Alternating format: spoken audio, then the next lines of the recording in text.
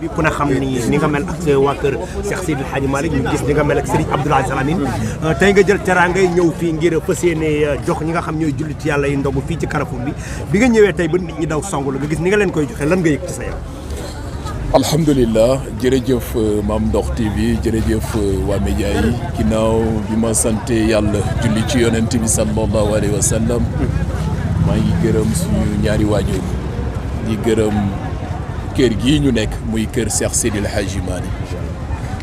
di nuyu njabootam waaye di nuyu xalifa bi nga xamante ni moo ñu njaboote ñun ñëpp muy Serigne Babacar Sy Mansour di ko ñaanal yàlla yàggal ko fi lool te wér di nuyu sama sëriñ sama soppe sama wasila mu di Serigne Mouhamadou Moustapha Sy Al Amine waaye tamit ma gërëm askanu Sénégal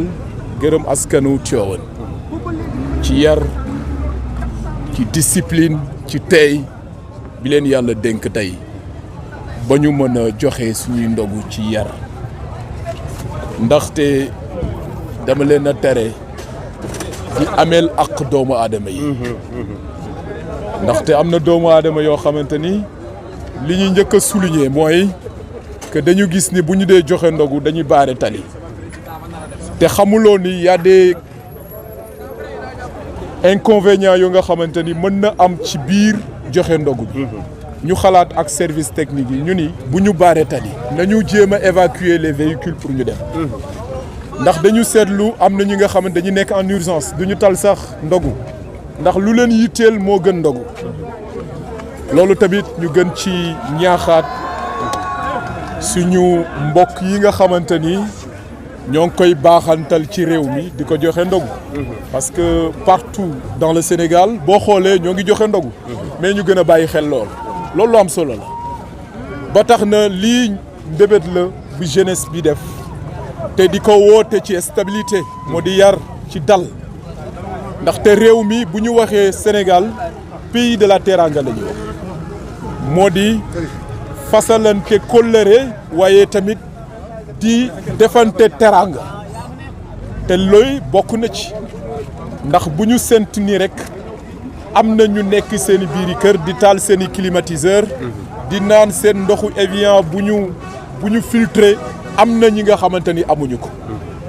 loolu il va falloir ñun ñi nga xamante ni étant jeune te soxla suñu stabilité réew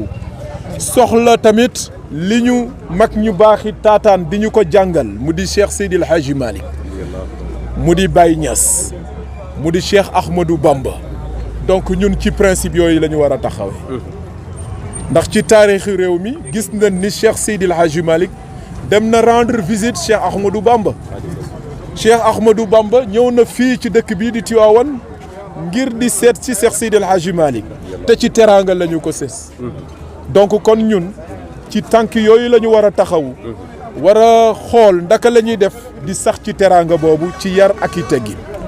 moo tax ñu ànd ak xol bu fees dell tey ci suñu daje bii ak njaboot yi fi dëkk ci biir Tivaouane ñu di ñaanal ñëpp nga xamante ni nekk nañ fi ci jamono bii demuñu seen kër ngir ndogu waaye ñu jël ay ndogu di ko jox nit ñi maa ngi leen ñaanal yàlla may leen xéewal yàlla yokku leen yàlla def jàmm fii ci réew mi di wax ni mouvement ndaw du fowe dëgg je pense que tey moo doon 2e édition ñu di ko def di ñaan yàlla incha allah comme ni ko suñu wëllëre bi waxee léegi mu tudd Maguette Ndiaye ñu jox ko lépp li nga xamante ni mooy cadre social ci réew mi dañu wax ni lépp lu nga xamante ni war nañu ko mën a am war nañu benn def benn caisse sociale ngir jàppale askan bi nga xamante ni nekk nañ ci réew mi te seen loxo jotewul seen ginnaaw loolu moo tax ñu taxawal kuréel boobu ñu xalaat ni yonent bi sallallahu alayhi wa sallam daf ñu jàngal ni ñu war ngeen a def azaka mais kuy def azaka war nga ko mën a jaarale sur des gestes humanitaires ñu xalaat ni suñu première ponk ci biir ndaw du fowe dëgg mooy chercher des gestes humanitaires beneen bi mooy que suñu 2e ponk bi mooy ndaka la ñuy def pour renforcer aussi la dignité des êtres humains loolu lu am solo la mooy que doomu aadama bi ci fu mu mën di nekk war nañu ko yar ba mu yore dignité am ba kenn du ko joxoñ yaa toj fële yaa xaañ kële yaa def lële yaa perturbé réew mi ñu lool nañu ko moytu te jéem a sukkandiku ci taarixu réew mi mu di jàmm tey jàmmoo waaye dëgg tey dëggal ndaw du foowee dëgg mal gouvernance dañu wax dañoo bëgg mu wuccu fi dégg nañ fi ay kilifa ñu leen di wax épinglé nañ leen ci lii ak lii ñu ni kat ndaw yi ñuy formé tey bëggatuñu ñuy foowee dëgg ba ñu leen di caaxaan wala ñu leen di joxoñ ci loolu mooy tax suñu réew am naataange si loolu mooy tax suñu réew sax ci dëgg tey dëggal parce que mën nga xam dëgg est-ce que da nga dëggal loolu moo tax ñu nekk ci di ñaanal ñëpp ci weer bi ñu nekk. ndaw du foowee dëgg ban objectif la am fan la jëm exactement. ndaw du foowee dëgg wax naa ko léegi. nee naa ñaari objectif la nekk. bëggatuñu toog rek d'être parmi les figurants déedéet nous on est là pour apporter notre pierre dans l'édifice joxe suñu xam-xam joxe suñu kattan di sensibiliser ndaw ñi nga xamante ni jot nañ ñu jox nopp ngir wax leen lan mooy réew ak ndaka la ñuy bëggee réew ak lan la ñuy jagalee réew ngir réew jag discipline mooy number one comme ni ko nasaraan bi waxee ak américain yi nee na when you want to be a best leader bu fekkee bëgg nga doon ki nga xamante ni dañ lay joxoñ ëllëg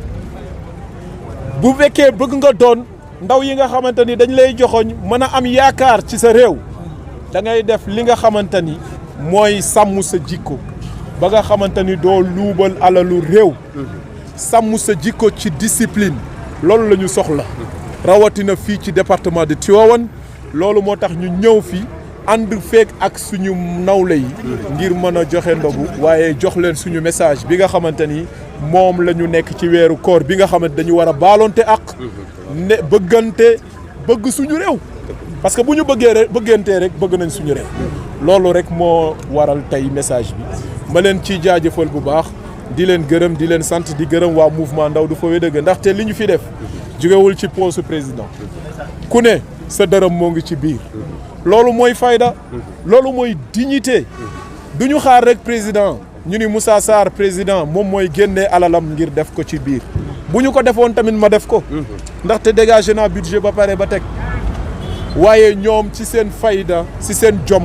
laa gëm ni yëg nañu message bi nga xamante ni moom laa leen doon transféré mooy que ñu def seen kentalaay kattan ba sàmm seen dignité ak seen ngor